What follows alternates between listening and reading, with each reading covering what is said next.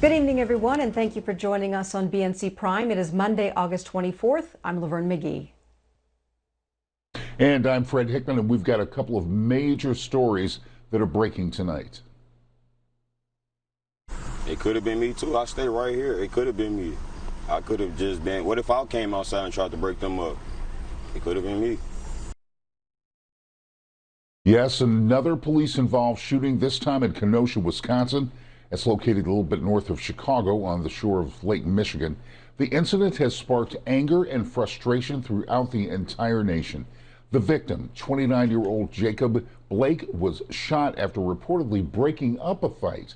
All of this as his children reportedly sat in the back seat of the vehicle. He is currently still alive and in stable condition. The officers involved on this case are on administrative leave as state authorities investigate the shooting. But anger and outrage has led to protesters taking to the streets of Kenosha. Protesters broke out windows and sprayed graffiti at the Kenosha County Administrative Building. Vehicles at a nearby auto dealership were torched. A fire was started at a county courthouse, and officers in tactical gear formed a line to protect a public safety building there. Elsewhere, protesters and police clashed in Lafayette, Louisiana over the weekend. Demonstrators there are over the fatal shooting of 31-year-old Trayford Pellerine. Officers shot and killed him after they were called about a disturbance involving a person armed with a knife Saturday evening. The protesters blocked traffic as they gathered near the Lafayette police precinct. Officers deployed flares and smoke canisters to disperse the protesters. Meanwhile, two storms are threatening the Gulf Coast. They could make impact within 48 hours of each other. One of the storms, Marco, was actually downgraded to a tropical storm overnight and continues to lose steam as it heads toward the U.S. Laura is 2 days behind Marco and looks to be picking up power as she heads into Gulf waters.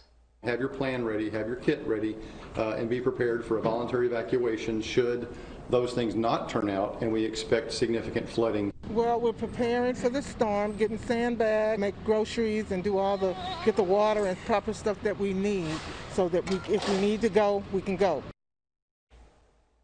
Currently a tropical storm, several models show Laura could reach Category 3 strength as it approaches Louisiana. We'll have those stories and more. But first, it is day one of the Republican National Convention. It is a scaled-down convention. Events will take place this week online in Charlotte, North Carolina, and in Washington, D.C. Nadia Romero joined us now live from the nation's capital with a look at what's happening. Nadia?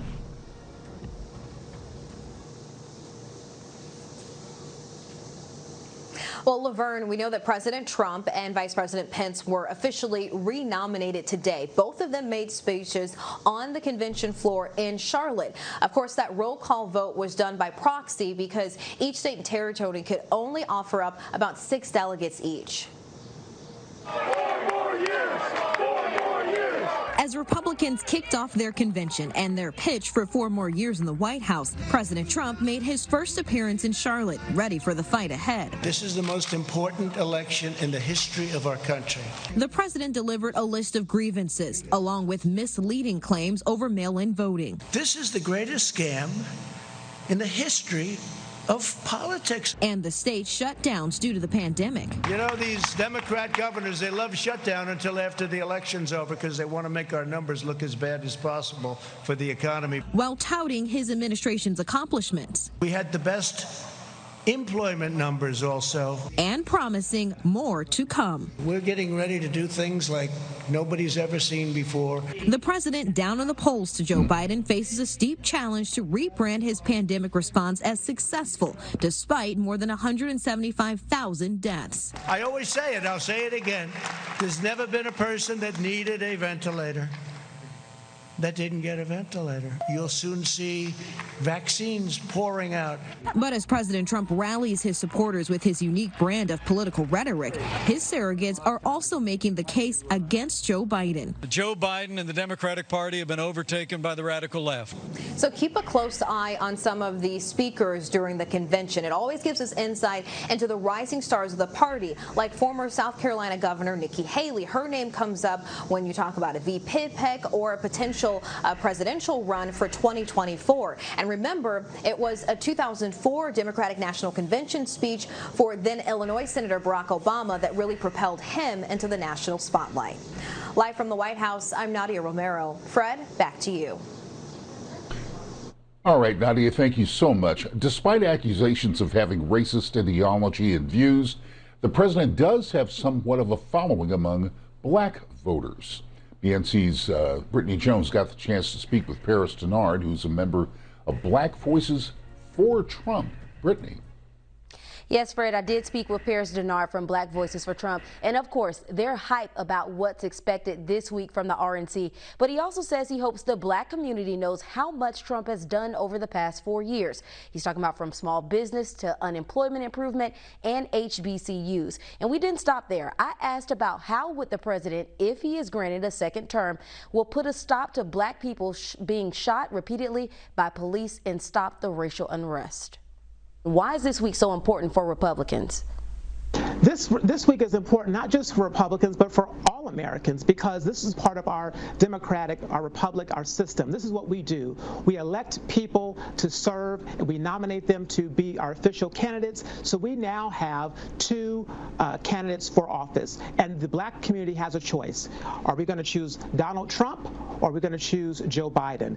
And what we're going to see this week is a wonderful list of accomplishments, a wonderful list of things that the president has done for the black community, for the entire nation, and a vision for the future. What do you think the president has to touch on as far as black voters in order to secure the black vote? We spoke to the president ourselves, and he said he did a number of things for the black community. What are some of those things that you think he will have to say in order to appeal to black voters? The president has been a champion when it comes to small businesses and the historic lows that we have seen in the black community as it relates to this president's inclusive economy. Even during COVID-19, consecutively, black unemployment has gone down, and that's a good thing.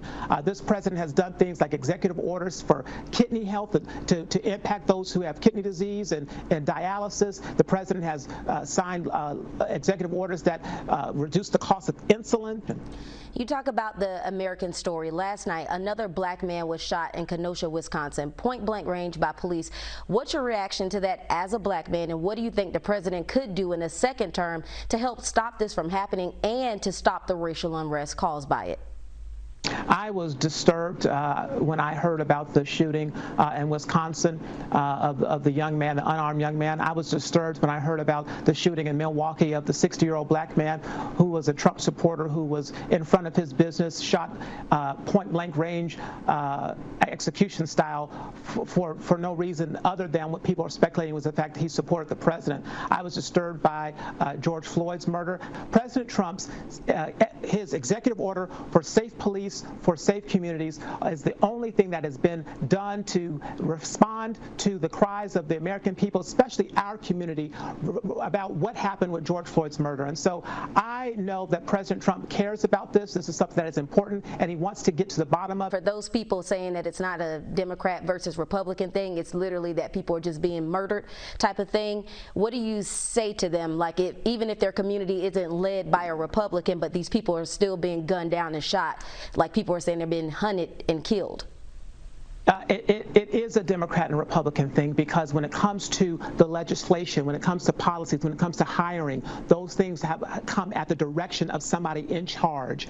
So we have a system of government, and the system of government in many of these Democrat cities has been failing our community. And Denard says they have a list of black Republicans planning to speak throughout the week who support the president, and he's looking forward to the list of achievements they'll talk about Trump has made for black folks.